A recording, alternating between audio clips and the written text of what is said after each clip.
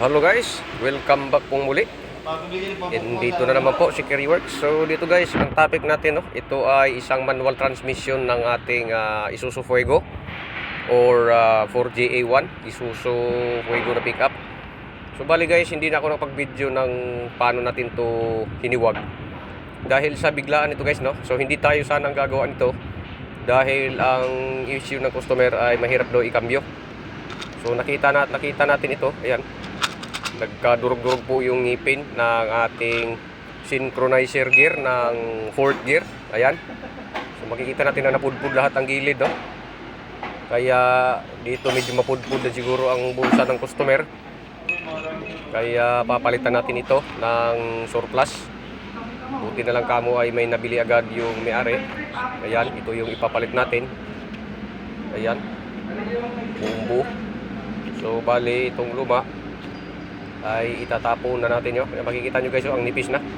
So tapon na natin yan dahil wala nang pakinabang yan. So bubuuin natin ito guys. Kaya ako'y samahan ninyo, no, sa video ito. Baka sakaling makatulong po sa inyo. So dito ay gagamit lang tayo ng bench vise o mas kilala sa tawag na gato. Para siya ang magsilbing maghahawak sa ating pinaka main support, no, ng transmission. Imbis na kukuha tayo ng tao. So dito na lang sa gato. So panoorin nyo guys, no. Baka sakaling magkaroon kayo ng idea about sa manual transmission po ng ating 4JA1. Siyempre, lalangis-langisan lang natin yan dahil moving parts naman yun, no? So sundan nyo po ako guys sa ating video.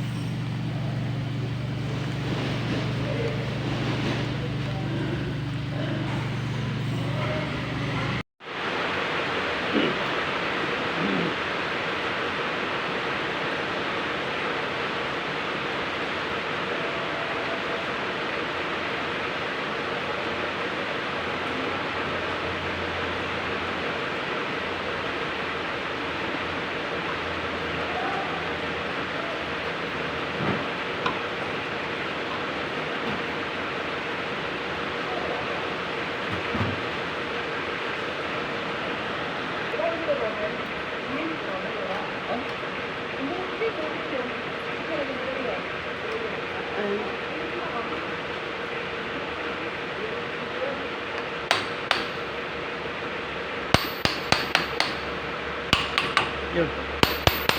Yun. Yun ang masarap pag binubo ka. Pumapasok mo. Huwag kang magulo, may kausap ako. Kaya yun.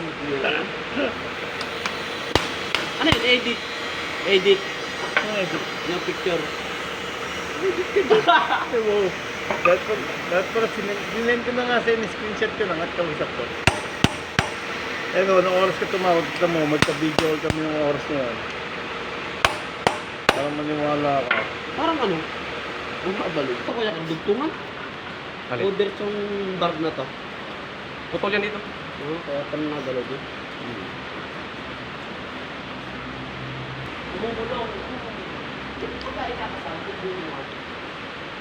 Sige nakasal? Hindi, bumubulong pa nga lang. Ano yung lahat? Bumubulong. Parang... Bumubulong ko ba? Ay, parang ano, parang... Mga mamigal. Yun. Ikaw, gusto sa wala mo ka naman. Sa mga alda yun. Ha? Sa mga alda. Maraming sila pag ganun. Oo, sa lupa. Pero mapunta ako doon, nag-compute. Pas na, pero hindi pa ako nag-try na mag-try. Kada uuwi yung asawa ng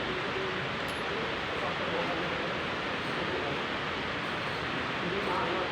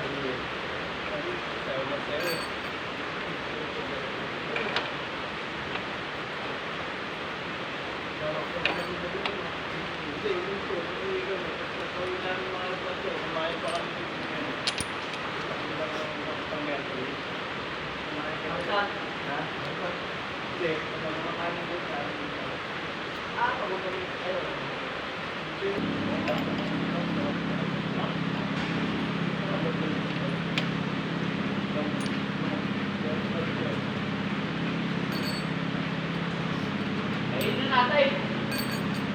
Oh, ayun na natin.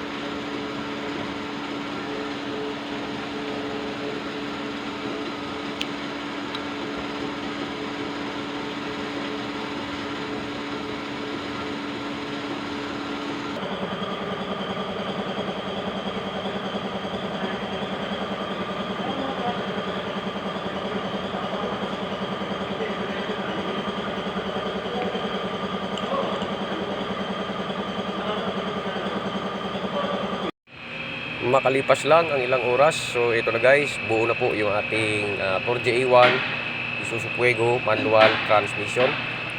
Ayan na, buo na siya guys. At ang kulang na lang natin dito ay yung mga kaha. So syempre huwag kalimutan, yan, sinalpak natin guys, no? So basic lang naman ang pagsalpak niyan, di naman ganun kahirap, kaya yun, nakalimutan natin i-video. Pero yun na yun guys, no? Yung buong yun ay sinalpak natin sa kaha at ito tinakluban na natin yung pinakadulo. At syempre, titistingin din naman natin siya, no? Kung pasok lahat ng cambio.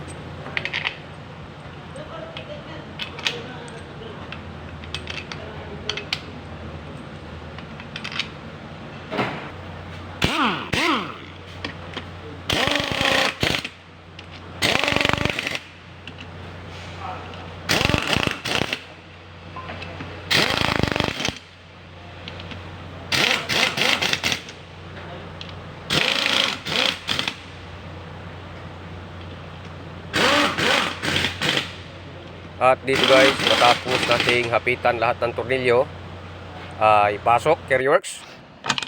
Primera. Segunda.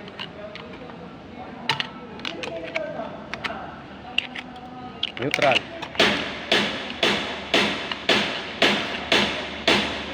Tercera. Cuarta. Neutral.